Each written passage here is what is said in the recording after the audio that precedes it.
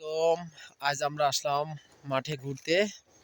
আসলে শুধু ঘুরতে বললে ভুল হবে। দেখুন, পেঁয়াজ চাষ, পেঁয়াজ চাষি, একটা পেঁয়াজ চাষি কতটা পরিশ্রম করলে এই রকম সুন্দর পেঁয়াজ চাষ করতে পারে।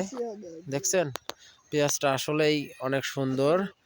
আসলে পেঁয়াজ একটা চাষি রোদ বৃষ্টি ঝড় ঝাপটা শেষ করে একটা ফসল ঘরে উঠাতে পারে।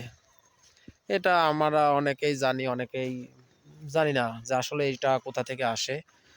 আসলে শহরের অঞ্চলে যারা বসবাস করে তারা কিন্তু আসলে পেঁয়াজ চাষ কিভাবে হয় এই সম্পর্কে আসলে তারা ততটা ধারণা নাই বা ততটা জানেও না, ঠিক না?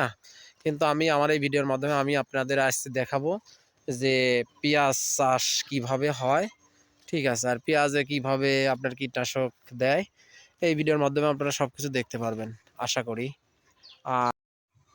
আসসালামু আলাইকুম। আজ আসলাম পেঁয়াজের ক্ষেতে। স্প্রে করতেছে আমার মামা।